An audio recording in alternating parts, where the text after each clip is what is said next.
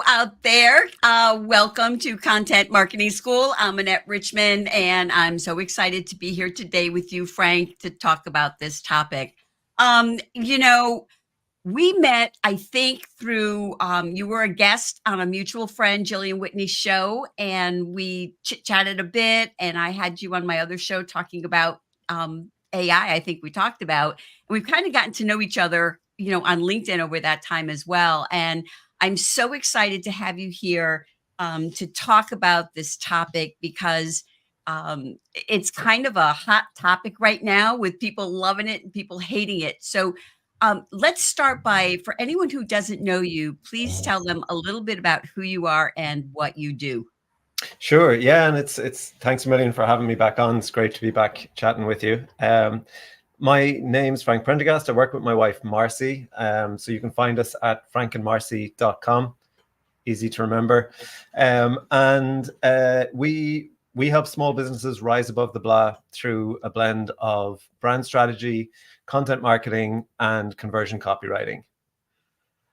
And obviously lately we've been, well, for the last over a year now, I suppose we've been very much looking at like how AI can help us to do that, which is what brings me here today. Yeah, it really is quite something. I actually had OpenAI, I think it was called OpenAI before it launched as ChatGPT. And so I was lucky to be able to get right in when they did put it up. And as I said, I'm excited to have this topic with you. I love AI. I use ChatGPT probably daily or almost daily. I use it for brainstorming and outlining and summarizing and all kinds of things like that. And as we were talking a little bit before we went live, there are some people who are really embracing it and others who, hate it or afraid of it or whatever. So let's jump right in.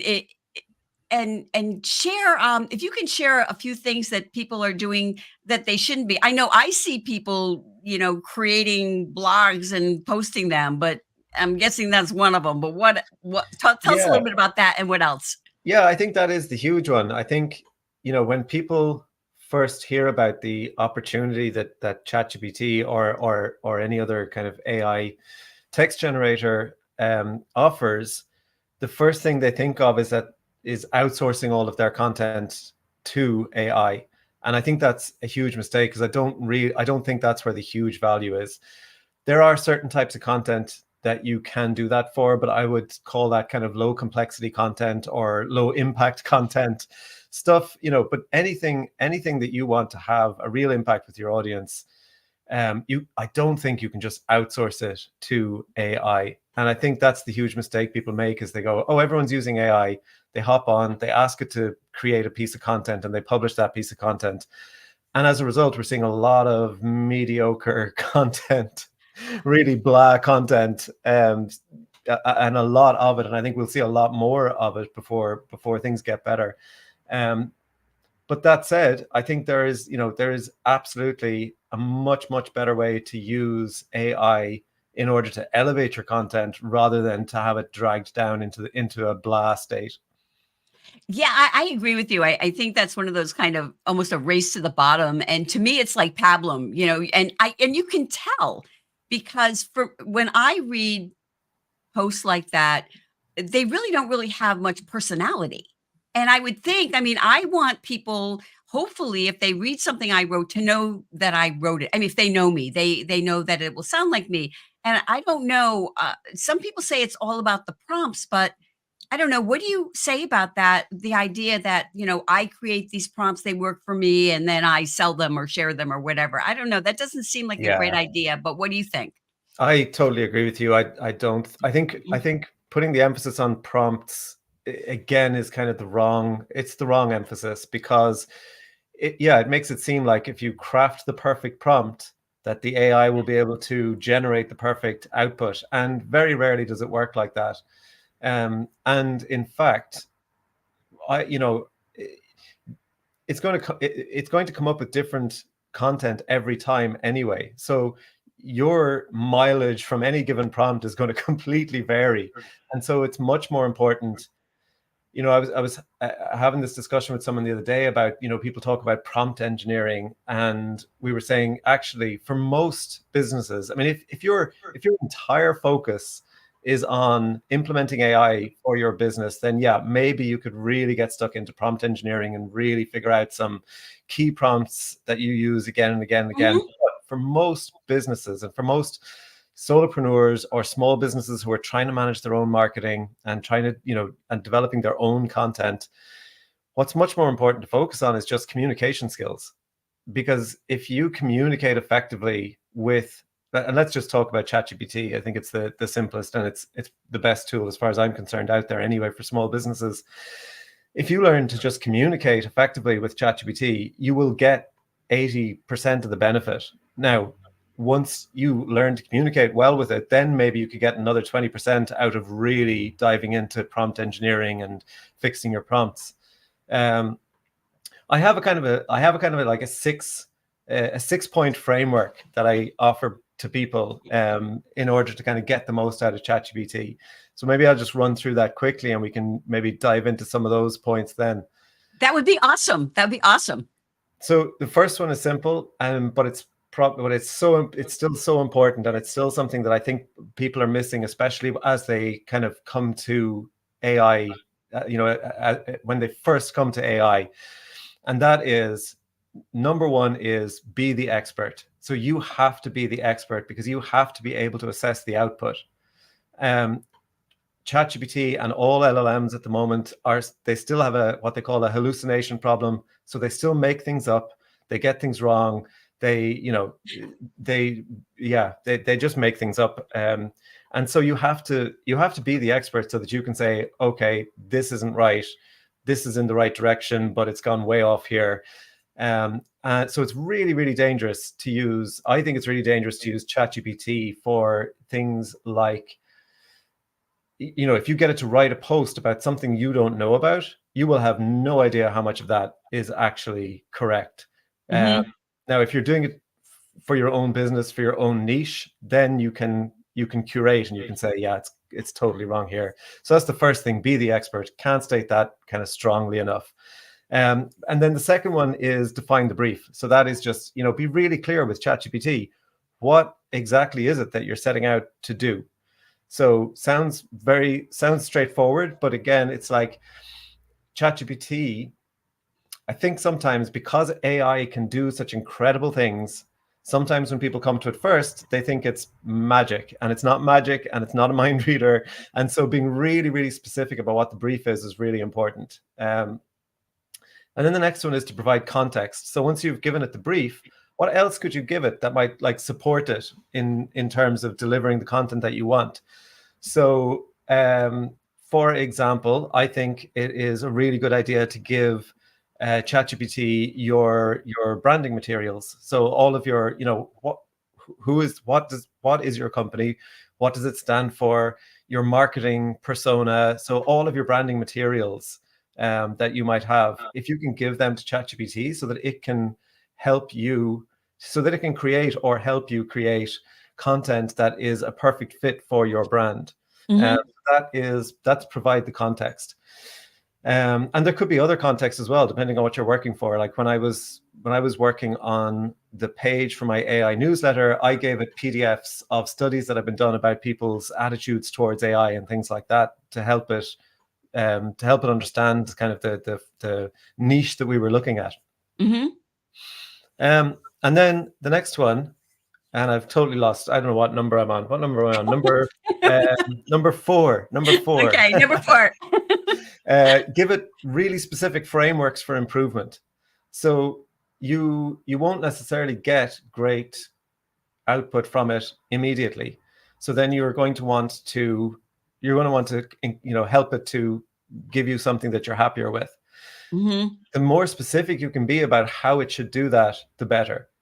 So here's a really simple example. Actually, just the other day, I was working on an email for my AI newsletter, and I gave it to ChatGPT, and ChatGPT, I've given it all of the context. It knows my marketing avatar, everything.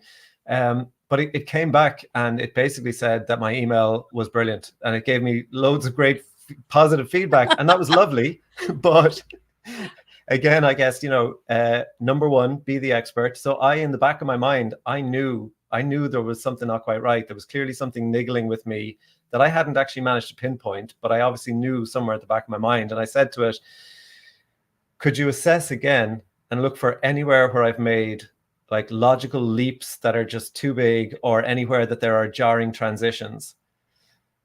And it came back immediately with 4 things that I needed to Mhm. improve. And when I saw it, I was like, oh yeah, that's what was bothering Mhm. me. But you could also, other ways of giving it frameworks for improvement would be, they might be well-known copywriting frameworks. Like you could say, could you help me to put this into a framework following, say, ADA, attention, interest, desire, action, Mhm. or problem, agitation, solution, one of those types of frameworks. But giving it really specific frameworks to help you to actually improve the content, absolutely, that's a game changer. So number five is have a conversation. So this goes back to, the perfect prompt. I don't think there's any such thing as the perfect prompt. The thing to do is to get stuck in there and, push back, like I did for the email.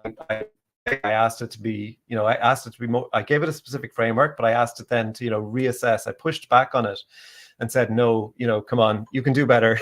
give me something better.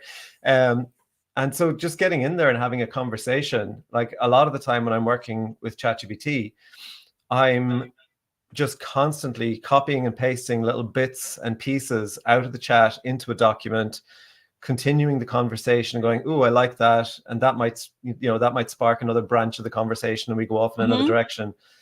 And I'm just copying and pasting little bits and pieces and ideas. And, so having just learning how to have a conversation with it rather than expecting to go in and say, boom, give me something, and getting the output. Mhm. Really just Mhm. getting in there and working with it again, rather than outsourcing to it. Work with it and allow it to help you create better content.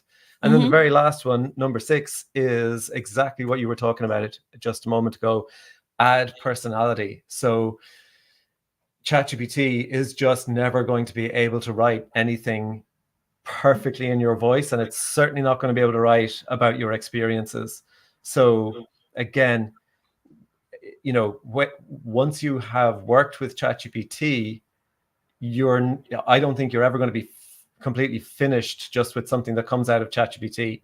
Then you've got Mhm. to edit and really mold it into something that is your own, that has your own voice in it, that has your own experiences in it, and just brings your personality to the whole thing to really elevate it to something worth publishing.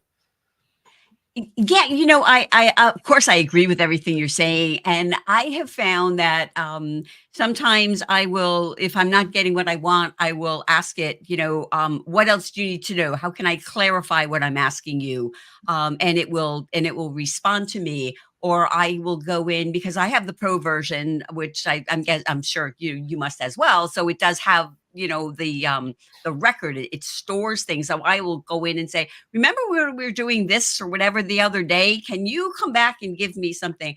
And I find it great to for summarizing and outlining. If I say, I want to do a course that I'm working on right now, and it's going to talk about this and this and this. So give me sort of a bare outline and that I can work with, or brainstorming ideas, things like that. I find that it can be very, very helpful with. And I also find, on a personal note, that while I do consider myself to be a good writer, I am not a very good copywriter. So I will have it help me with my copywriting, and then I will have to go back and often and say, tone it back a little bit because I'm not that salesy, and it will do that. And it is all about having. And then of course I have to tweak it myself. I can't just go with what they give me, but and Yeah. I think that's what you're talking about, correct? Yeah, absolutely. Mm. Absolutely. And I have found one, in terms of the frameworks for improvement, one little framework that I have found works quite well in terms of salesiness of copy and things is to I ask it if it's familiar with Seth Godin's This Is Marketing, and I ask it to outline the principles of that book, and then I say, great, can you apply these principles to what we're working on now? And that gives it a more kind of humanistic, more human-centered marketing approach. I love that. I have that book. I love that book. I have it on my Yeah. shelf as well. So I am going to borrow that from you. I will say I'm not stealing, but I'm going to borrow that from you. Absolutely. And I do too. I will take and say, if I wanted to do something, I will take some, content that I wrote and say, here's my content, however I want it to work with, outline it or pull out bullets or whatever I'm wanting to do. And I see we have some questions, so I'm going to go to those in a second. But um, one of the things too that I want to ask you about, because I got this from you, was creating the images with Dali. Now, I think I first saw you created an image.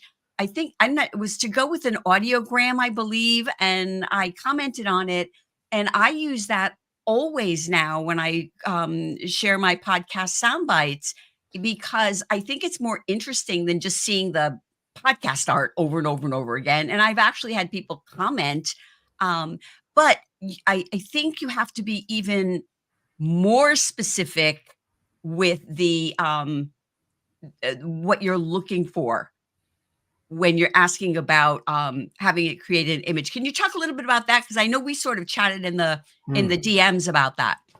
I've been loving those, by the way. I've been loving the way you've been doing those audiograms. And one of the things I've really been impressed with is you seem to have a very consistent color scheme running through them all, which is brilliant. I mean, that's I'd love to chat about how you went about achieving that, actually. But overall, yeah, in terms of creating images, I mean, so I've been a Midjourney user since I think June 2022, and Midjourney, you do kind of have to learn a bit of prompt engineering from Midjourney. And so one of the things that I think is absolutely fantastic about if you have the ChatGPT Plus is the fact that you can now conversationally prompt with ChatGPT. So you don't have to be as good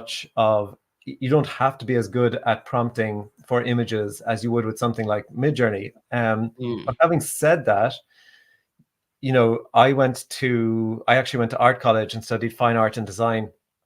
And so I have a kind of a natural visual language. Like I kind of know how, I hated it at the time in college, this insistence that we had to be able to talk about our work. I absolutely hated it. I just wanted to do the work. But now I kind of appreciate the fact that I have some idea of how to actually approach telling ChatGPT or Midjourney, look, this is what I want to see. But it is just, I think, a case of, I do think ChatGPT does a brilliant job of interpreting what we want. But if you can start to kind of think visually and get into the nitty-gritty of describing exactly what it is you want to see, yes, you will definitely have an advantage. I will say ChatGPT or DALL-E 3, which is the image generator within ChatGPT, it's not as versatile as, say, Midjourney. It definitely has much more of its own style, which it brings to things. And that could also be where you're running into difficulty. I have tried to kind of push ChatGPT to do very different things. And when it does, the quality doesn't tend to be as good, is my experience. What are you running into difficulty with? So sometimes it just doesn't, it's just not coming across. It's not I was working with something, and I think this is what you asked me about. We were talking in the DMs, and all I do for the color scheme is I ask it to do modern field shades of blue, and it just does the same thing, because I will say repeat that same shades of blue. And so, yeah, because blue is kind of my brand color. So I thought, oh, let me go with that. And it does not surprise me a bit that you are an artist. I am not. I mean, I took art in school. I took one semester in high school, and I saw the work people were doing. I was like, okay, let me just go back to the English class because while I do sometimes, I did as a hobby for years. It just, I don't have that ability. And I set up an account with Midjourney, but it was like beyond me. I couldn't do it, so I'm sticking with the Dolly. But one of the things that I found, and with the networking thing, that I did, a while ago, is, I was going back and forth with it, and finally I just said, "I want someone in the foreground looking at the" it was very specific about, "I want this and that." And then Mm. it came around, but I'm thinking that it may have been the first few kind of go-arounds that got it to understand me, and then I think I maybe have asked it to clarify, I don't know, but I love playing around with it. Yeah, and I mean, it sounds to me like you have the perfect process there because, you know, I mean, I will often just pop a paragraph of content into ChatGPT and say, "Would you generate an image that supports this content?" And sometimes it'll come up with something brilliant, and sometimes it won't. But when it doesn't, that often gives me the jumping off point from which I can start to describe what I want, because I Mhm, can go, mhm, "Well, that's not it. But why do I think that's not it?" And I thought you created a great image in that networking one because the guy was there, he was alone, there was a sense of alienation kind of about mhm, it.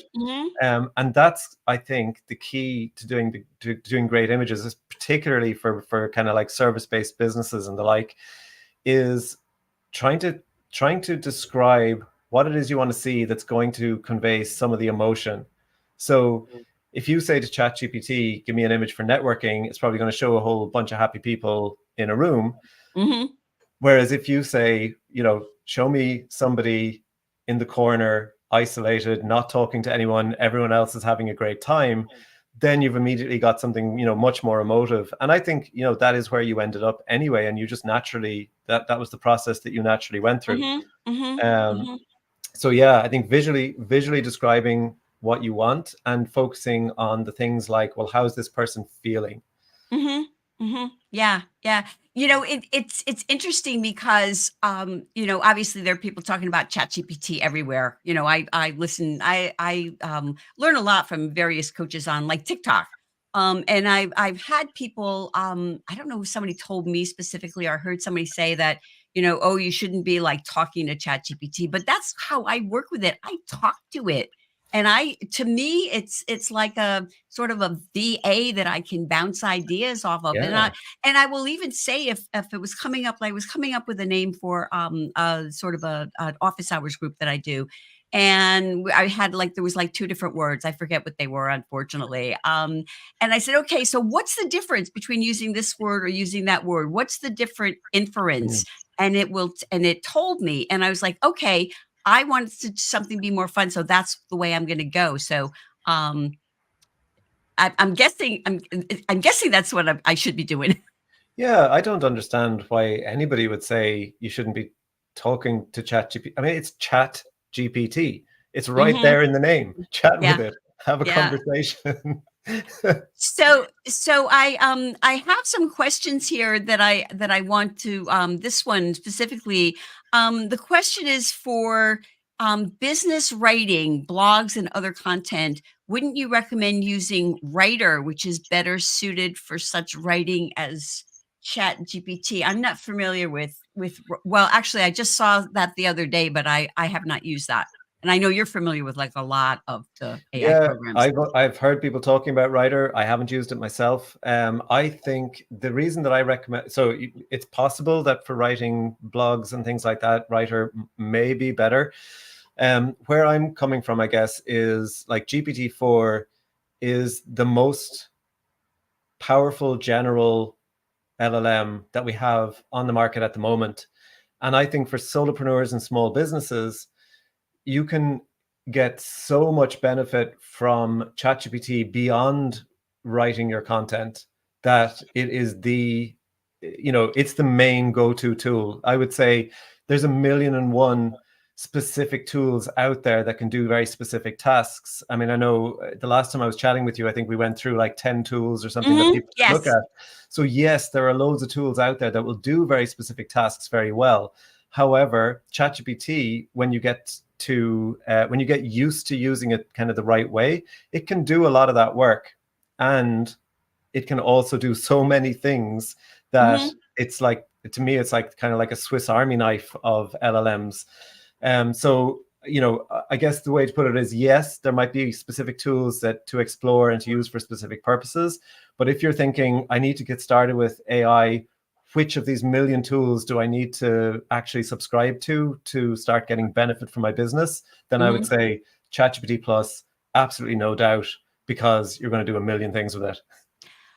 Well, I agree with you. As I said, I'm not familiar with a lot of these other platforms, but I think of Camtasia like that. Now, I've had Camtasia forever, and it's great for recording, screen videos and editing and everything. And I use it to record podcasts, voice, and everything because I'm so used to it, and it's a workhorse. So why should I be going? I think to this app and this platform and that. If I will do as much as I can with one platform before I decide to move on. And, I just I think that ChatGPT, I know that it saves me time, particularly if I have a lot of material and I need to go through it and understand it, and I can put that material in and say, please, break this down into a few paragraphs, give me bullets of the key issues and give me 3 to 5 takeaways. And it can, will do that in a matter of moments, which is such a huge time saver. Yeah, I mean, the things that, and the thing is exactly that. You just have to keep exploring in your business. What are the things it might help with? I mean, the other day, so we ran a survey recently for a client, and we got thousands of responses, and Marcy had to go through those responses and categorize them, and for the branding purposes, to figure out what people were saying and but when we were putting the branding material together, then we needed to go back and find like specific quotes that would support the points we were making. Would have taken us hours and hours and hours and hours to find them. Whereas Mhm. what we were able to do was give the content to ChatGPT, give the anonymized responses in the survey to ChatGPT, and say, "Great, could you find a quote that supports this?" Boom, immediately came back with excellent suggestions, saving us hours of trawling through trying to find the right quote for the right piece of content. So there's just so many things you'll end up using it for. I also pop in here that the um, ChatGPT Plus also gives you access to the new custom GPTs. And so as you find things that you're using ChatGPT for again and again and again, you can then set up your GPTs so that you give those GPTs the brief, the context, the frameworks. Um, and so then you have specific GPTs that you can go to, a little bit like developing your own specific tools for specific purposes. But it's just again a huge time saver. So I don't have to be hunting for how did I start this conversation, or what Mhm. Mhm. what was a Mhm. good prompt that I used before that worked here. Just put all of the context into a GPT and then pop back whenever you're doing that task. So I have one, I have a really simple one, for example, that just does a 40-word summary of my emails that I'm sending to my list, because I like to include a too long don't read at the top of the email. So all I have to do then is go to the GPT, pop the email that I'm sending in, and it gives me a 40-word summary, and I pop that at the start of the email so that people get an immediate idea of what's included. Um, or I have another one that has my marketing persona in it for specifically for reviewing content for that persona. So yeah, again, huge time saver there, setting up GPTs for specific tasks. Wow. So I am gonna have to look into that, and the time has flown by as I knew that it would. And I just want to share your LinkedIn profile. And one of the things that I always like to ask people at the end is, we've talked about a lot of different things, and your is your profile? Yeah, there we go. Okay. We've talked about a lot of different things, and but what would you um like to share? And but before that, are you open to connecting with people? Because I know that you have a fabulous newsletter that I subscribe to. So can you talk a little bit about that and maybe connecting with you on LinkedIn? Absolutely. Yeah, I am 100% open to connecting with people. I love connecting people on LinkedIn. It's my primary platform. It's where I meet the best people like yourself. And so yes, definitely connect to me, send me a message. And then in terms of the newsletter, you can find that it's linked to in my profile. It's frankandmarcy.com/AI. And along the lines of what we've been talking about, I actually sent an email out to my list recently, which included a GPT that I created called the LI Post Improver. And it acts as kind of like a content coach for LinkedIn posts. So you give it a LinkedIn post, it'll ask you a little bit about your business so that it can be specific about the improvements. And then it'll offer suggestions on how to improve the post. It'll offer to rewrite the post for you, but as I said in the email I sent out, that's not where the main value is. The main value is actually in where it says, look, you might have missed something here, or maybe you should look at adding this, this, or this. So if anyone watching this wants to join the newsletter, if you'd like to try out that GPT, you'll have to have a ChatGPT Plus account to do that, because GPTs are only available to the paid users. But if you'd like to try it out, subscribe to the email, reply to the welcome email, and just say that I promised you the LI Post Improver GPT, and I'll send it on to you. And that may be people listening on the podcast as well. Brilliant. So, Yeah. because now we're kind of all over the place here. And so before we say goodbye, and I wish you could stay. I could chat with you about this for like another hour. What would you like to share for sort of a final thought, something that we haven't discussed that you think is important that you would like to share with people? I don't know. I, I should have known this was coming, and I completely forgot. But I think really the main thing. Let's just go back to what we said at the very top. The main thing is, AI can give you a huge boost in speed and efficiency and productivity, and it can help you to be a better writer. But don't make the mistake of outsourcing your content to AI, because you will just end up sounding like everyone else. And what's the point? That's the opposite of what marketing is meant to be all about. You're meant to be trying to rise above the blah and stand out, not fit into a sea of AI generated blah. Oh, I know. I hear you. And you can always tell with those posts. They're like, oh my gosh, here we go. So thank you again so much. And maybe you'll come back in a few months and we can pick up the conversation with some new things. That would be fabulous for me and for the audience. So thank you again. Thanks to everyone who has been here. I've seen some reactions coming up, even though not as many comments. So thanks so much, Frank, for being here. It's been a pleasure and I've learned so much. Thanks so much for having me. It's been great. It's been brilliant.